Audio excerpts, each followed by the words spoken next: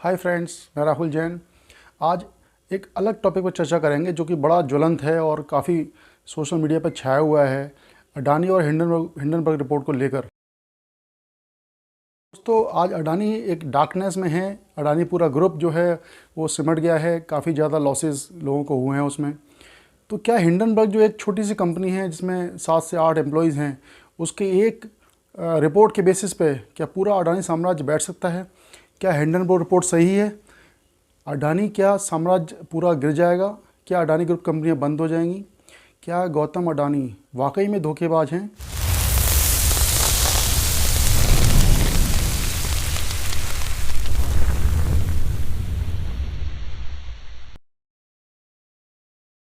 तो फ्रेंड्स, आज हम इन दोनों के बारे में, अडानी ग्रुप के चेयरमैन और हिंडनबर्ग दोनों के बारे में जो सत्य तथ्य हैं उनके बारे में डिस्कस करेंगे।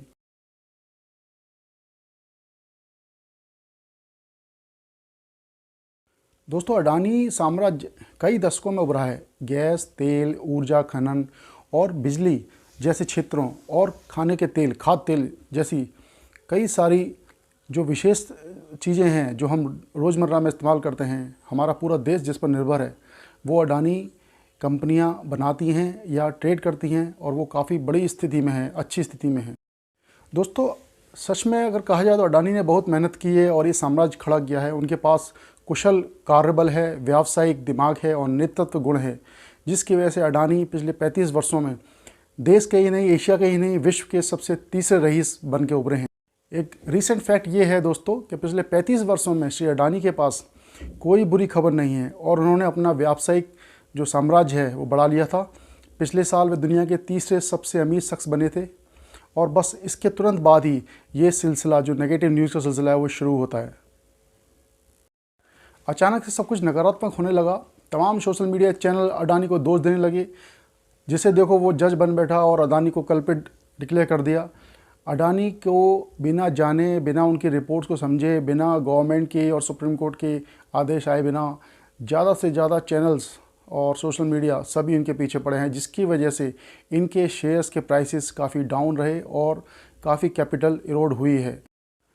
तो फ्रेंड्स, मैं कोई विश्लेषक नहीं हूँ, कोई जज नहीं हूँ, मैं एक साधारण इंसान हूँ आप ही की तरह। लेकिन मैं कुछ अडानी के बारे में कुछ सत्य तथ्यों से वाकिफ़ हूँ जिनसे मैं आपको आज अवगत कराऊँगा। दोस्तों, अडानी ने पिछले कुछ वर्षों में इन्वेस्टर्स की वर्थ को लगभग 3 गुना से लेकर 40 गुना तक किया है। यानी कि किसी व्यक्ति ने 1 लाख रुपए अडानी किसी शेयर में लगाया तो 3 वर्षों में 1 लाख का 40 लाख हो गया। तो दोस्तों, ऐसे किसी ग्रुप ने आज तक के इतिहास में इतने अच्छे रिटर्न्स इतनी जल्दी नहीं दिए हैं। जैसे कुछ कंपनी आपके सामने स्क्रीन पर है, जैसे अडानी पोर्ट है, जिसका प्राइस 2020 में 350 रुपये हुआ करता था। जनवरी 2023 में इसका प्राइस 950 हुआ, जो कि 3 टाइम्स पर आ गया।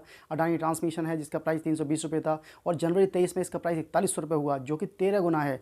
दोस्तों, इसी तरह अडानी ग्रीन, जिसका भाव फरवरी 2020 में लगभग 95 रुपये था, वो जनवरी 23 में बढ़कर हो जाता है 3000 रुपये, यानी इसने 30 गुना रिटर्न दिया। इसी तरह से दोस्तों, अडानी पावर, जिसका प्राइस जनवरी 2020 में मात्र 30 रुपये था, वो बढ़कर जनवरी 2023 में 420 रुपये हो जाता है, जिसका मतलब है कि 40 गुना पैसे हो जाना। और एक और कंपनी है अडानी टोटल गैस, जिसका प्राइस दोस्तों जनवरी 2020 में मात्र 100 रुपये था, और जनवरी 2023 में इसका प्राइस बढ़ के लगभग 4000 रुपये हो जाता है, जो कि 40 गुना है। तो दोस्तों, आप देख रहे हैं कि 3 वर्षों में अडानी की वर्थ जैसे जैसे बढ़ी है, नेटवर्थ, वैसे वैसे इन्वेस्टर्स की भी नेटवर्थ बढ़ी है और मल्टीप्लाई की है। तो दोस्तों, मेरा कहना है कि अडानी समूह कोई छोटे किराने की दुकान नहीं है जो रातों रात बंद की जा सकती है। बिना निष्पक्ष जांच और माननीय सर्वोच्च न्यायालय के द्वारा बनाई गई समिति के परिणाम के बिना किसी को भी श्री अडानी को दोषी बनाना, दोषी करार देना उचित नहीं है। पहले माननीय सेबी समिति को अपना काम करने दें, और हम देखेंगे कि जो कि कुछ समय बाद ये क्या खेल था, उसके बारे में पूरी जानकारी हमें मिल जाएगी। दोस्तों, मैं अडानी ग्रुप की कोई तरफदारी या हिमायत नहीं कर रहा, लेकिन मैं आपका ध्यान एक तरफ ज़रूर लाऊंगा कि आप याद करें, पिछले कुछ वर्षों में हमें अपने अनुभव भूलने नहीं चाहिए कि जिस तरह कुछ अफवाहें कंपनीज़ के बीच में आई हैं, जैसे इन्फोसिस में विसिल ब्लोअर वाली खबर थी, टाटा समूह में जो आंतरिक प्रबंधन को लेकर थी टाटाज के बीच में, और आईसीसी बैंक को लेकर थी, जिसमें एक बार आईसीसी बैंक के बंद होने की कगार थी और एटीएम्स के बाहर लाइन लग गई थी। लेकिन दोस्तों, उसके बाद कुछ समय पश्चात जब जानकारी हुई लोगों को कि असलियत क्या थी, तो आप देख रहे हैं कि उनके प्राइसेस किस तरह बाउंस बैक किए और अपने पुराने रेट्स पर आए। तो मेरा मतलब ये है कहने का कि आप थोड़ा निष्पक्ष सोचकर, अब मैं ये नहीं कहता कि हिंडनबर्ग पूरी तरह गलत है, मैं ये नहीं कहता कि अडानी पूरी तरह सही है या अडानी पूरी तरह गलत हैं। आप अपना थोड़ा विवेक रखें, अपनी आँखें और कान खोल कर रखें।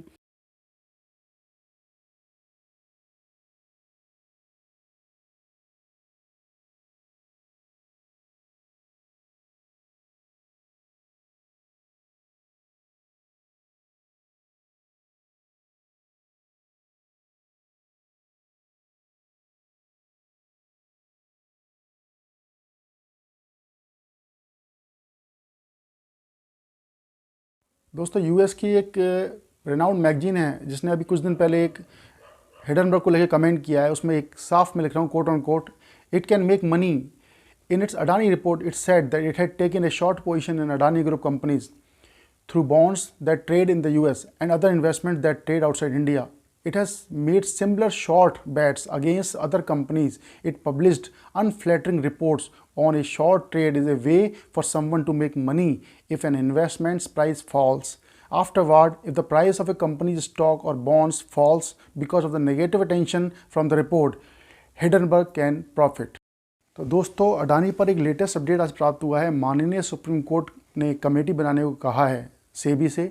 इस समिति में नामचीन हस्तियां होंगी जो सेबी के अधिकारियों के साथ मिलकर जांच करेंगी।